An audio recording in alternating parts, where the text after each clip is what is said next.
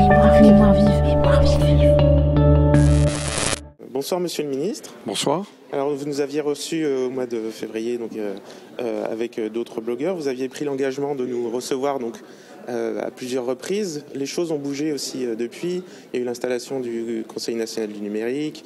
Vous-même, dans vos pratiques, je dirais vos usages, vous avez évolué. Et là, récemment, vous avez fait un voyage aux États-Unis, à la Silicon Valley. Vous avez rencontré Twitter, Facebook, Netflix. Quelles ont été la nature des échanges avec eux, notamment, on pense à Twitter et Facebook, autour des données personnelles et de la vie privée, un sujet qui nous tient à cœur, je dirais, en France et en Europe, mais dont eux n'ont pas forcément conscience que ça peut poser un problème. Si, ils sont beaucoup plus conscients qu'on le croit et ils ont parfaitement compris que leur modèle de développement économique ne pouvait être fondé que sur la confiance des internautes. D'ailleurs, chaque fois qu'il y a le moindre problème, vous avez vu la rapidité avec laquelle ils s'exécutent et ils présentent leurs excuses, etc. Non, je crois qu'on s'est mis assez vite d'accord sur les valeurs fondamentales qui doivent guider la construction de l'Internet libre, ouvert, non discriminant, avec un droit d'accès pour tous à Internet, mais qui repose effectivement sur un certain nombre de valeurs, dont le respect de la confidentialité, le respect de la vie privée, le respect des libertés publiques fondamentales. Alors avec ces sociétés de services, les grands, Google, Facebook, Twitter, Netflix, d'autres encore, mais aussi avec le secrétariat d'État au commerce, puisque vous savez qu'aux États-Unis, le secrétariat d'État au commerce coiffe les questions de régulation de l'Internet. Nous avons eu des discussions extrêmement constructives pour préparer un peu l'état d'esprit de ce que va être le G8, puisque vous savez qu'il y a au moins 3 phases importantes. L'IG8 qui va se tenir les 24 et 25 mai à Paris, le G8 proprement dit qui lui se tiendra 48 heures après à Deauville, le sommet des chefs d'État et de gouvernement, et plus modestement la réunion de ministres du G8 que je vais organiser sur le futur d'Internet en octobre à Paris. Et alors vous avez justement cité vos discussions avec le département du commerce. Vous nous avez parlé aussi des discussions avec l'ICANN sur les problèmes de gouvernance. Oui. Vous disiez qu'ils commencent à se rendre compte qu'ils ont besoin d'ouverture, notamment d'ouverture pour la gouvernance. Mais quels sont les sujets sur lesquels ils se sont rendus compte justement qu'ils avaient besoin d'ouverture? Parce que jusqu'ici, ils n'avaient pas besoin de notre avis pour faire quoi que ce soit. D'abord, pour nous, Français, il y avait une option stratégique majeure. Est-ce qu'on entre dans le camp de ceux qui pensent qu'il faut essayer de créer une alternative à l'ICANN, c'est-à-dire une sorte d'ONG mondiale ou une ONU mondiale de régulation de l'Internet? Philosophiquement, ça peut être très, très intéressant, mais en pratique, ça n'a quasiment aucune chance de naître. Ou essayer, par le dialogue constructif avec l'ICANN, avec le secrétariat d'État au commerce américain, d'essayer de faire évoluer, de réformer l'ICANN. C'est clairement la deuxième option, c'est-à-dire le dialogue constructif avec l'ICANN que la France a choisi et que nous sommes en train de mettre en place. Nous, ce que nous disons à l'ICANN, c'est qu'elle doit s'ouvrir sur quantité de sujets, sur les noms de domaine, etc. Mais surtout, il y a un point clé, c'est que la voix des États, ce qu'on appelle le GAC, qui est donc la voix des gouvernements, soit mieux entendue. Et on a une affaire récente sur laquelle nous sommes unanimes, Américains, Européens, à considérer que la voix des États n'a pas été entendue. C'est l'affaire dite du triple X, c'est-à-dire cette nouvelle extension qui va être accordée par l'ICANN. Et on a pris cet exemple pour dire, bon ben voilà, là c'est fait, mais nous voulons à l'avenir avoir un autre dialogue. L'ICANN, effectivement, s'est montrée réceptive. Elle a sa conférence annuelle, elle a une conférence dans les jours qui viennent à Singapour, ça c'est interne, et ensuite une conférence ouverte aux ministres en septembre au Kenya, où j'irai, et c'est là qu'il faut qu'on vérifie que les bonnes intentions sont suivies de réalisation. Pour en revenir au G8, qu'est-ce qu'on peut en attendre? Est-ce que ça peut être le début d'une réflexion un peu internationale sur l'impact de l'Internet, non pas seulement économique mais aussi social? Et qu'en pensent nos partenaires de ça?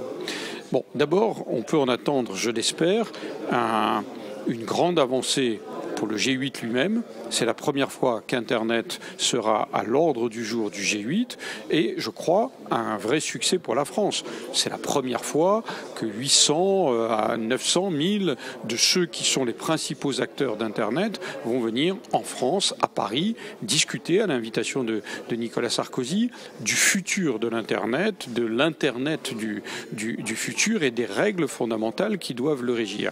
Ensuite, les participants vont déléguer 3 ou 4 d'entre eux qui vont aller à Deauville devant les chefs d'État et de gouvernement et porter un message sur ce que leur paraissent être les principales priorités de l'action des États en faveur d'Internet avant que ne soit retenue par les chefs d'État et de gouvernement une déclaration. Donc ça veut dire que pour Internet, mais aussi pour la France, c'est un moment symbolique extrêmement important. Tous ceux qui contribuent à la vie d'Internet dans le monde vont être réunis à Paris pour en débattre ensemble. Moi, je suis fier que ce soit la France qui organise cela. Alors justement, on a vu lors du discours d'installation du CNN, le président Sarkozy qui a pris conscience vraiment du secteur du numérique, de l'importance du secteur du numérique en France et au point de vue économique. Comment l'Internet peut-il vraiment être un accélérateur de croissance en France? Ça l'est déjà. Le cabinet conseil McKinsey m'a remis récemment un rapport qui montre que Internet contribue déjà pour 25% à notre croissance en France. Donc ça l'est déjà. Mais nous allons l'accélérer par des initiatives que nous prenons en matière de réseau. Et je vous parle le jour où nous lançons l'appel d'offres pour la 4e génération de téléphonie mobile. Autrement dit, l'accès à Internet mobile à très haut débit. Nous allons l'accélérer par la fibre optique. Nous avons lancé, vous le savez, dans le cadre des investissements d'avenir avec René Ricol, des appels à projets dans quantité de sujets. L'informatique en nuage, le cloud computing, l'e-éducation, l'e-santé. Je pourrais multiplier les exemples. La valorisation des contenus. La numérisation, signée à Cannes hier avec Frédéric Mitterrand et René Ricol, avec l'appui de la Caisse des dépôts et consignations, la numérisation des principales œuvres du cinéma français. Bref, nous prenons des initiatives dans tous les domaines qui devraient nous permettre d'accélérer encore la contribution d'Internet à notre croissance. Oui, on a entendu plusieurs voix ce soir parler notamment des secteurs un peu particuliers qui sont peu connus, je dirais, du monde, plus dans le macroéconomique, par exemple, les problématiques liées au contenu dans les jeux vidéo, oui. Où on nous a parlé des innovations marketing au niveau des business models. Il y a quand même aussi au niveau des investisseurs ou des investissements publics aussi, une méconnaissance, je dirais, des marchés peut-être plus petits, des niches qui sont justement des gros secteurs de développement. Pour le jeu, vous êtes très injuste en disant cela. Pour le jeu vidéo, qu'il s'agisse du jeu proprement dit ou du jeu professionnel, ce qu'on appelle le serious gaming, la France a pris des initiatives importantes. Le crédit impôt que nous avons adopté en 2008 est quelque chose d'extrêmement important. Dans le cadre du plan de relance au moment de la crise, le serious gaming a été mis dans le plan de relance. Donc il y a des choses qui ont été faites. Alors on peut toujours essayer d'améliorer parce qu'il y a quelques pays. La France fait partie des 3 ou 4 pays dans le monde influents en matière de jeux vidéo, et nous avons, avec la filiale de Vivendi, le leader mondial des jeux vidéo. Mais c'est vrai que les États-Unis, le Canada, quelques autres pays font des efforts. On peut toujours les actualiser, mais nous ne sous-estimons aucune de ces niches, qui ne sont pas des niches d'ailleurs, qui sont potentiellement extrêmement importantes. Dernière question. Vous êtes finalement arrivé sur Twitter comme vous nous l'aviez promis la dernière fois. Quel est votre premier retour d'expérience? Parce qu'on voit que vous répondez beaucoup aux gens, vous avez du dialogue aussi, vous n'avez pas seulement du discours, de la communication en fait. Un très grand plaisir parce que je fais des tweets très différents. Parfois ils sont strictement professionnels. À d'autres moments c'est un peu mon humeur, mon état d'esprit, où je réponds à un certain nombre de questions qui me sont posées très directement. J'ai trouvé ça très agréable. Au départ j'étais un peu circonspect. Est-ce que les 140 caractères maximum c'était vraiment fait pour ma forme d'expression? Puis finalement on s'y fait très vite, c'est très agréable. On tisse des tas de liens moyens hétéroclites, si je puis dire, très surprenants parfois, mais qui sont très amusants. Il faut juste faire attention.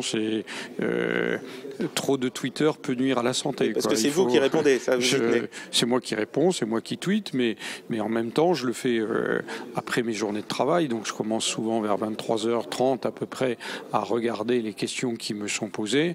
Donc il faut faire attention de ne pas basculer trop tard dans la nuit, parce que ça devient vite une addiction. Mais non, j'aime beaucoup cette expérience. Donc l'addiction potentielle, ça vous enrichit en fait? Oui, j'ai pris... d'abord, ça m'a appris des tas de choses. Il y a des personnes qui m'ont posé des questions auxquelles je n'avais pas pensé, etc. Parfois, j'entre sur la liste et je lis les autres sans même commenter, mais ça m'intéresse de voir ce que disent les uns les autres sur les sujets d'actualité. Oui, je trouve ça extrêmement agréable. Je vous le disais tout à l'heure, il n'y a qu'une victime de mon nouvel amour pour Twitter, c'est votre blog, mon blog, qui lui est un peu en déshérence en ce moment. Il va falloir que je trouve les moyens de cumuler les deux. Donc pour vous suivre, c'est Éric-Besson. Voilà, absolument. Merci, monsieur le ministre. Merci à vous. À bientôt. Mémoire vive.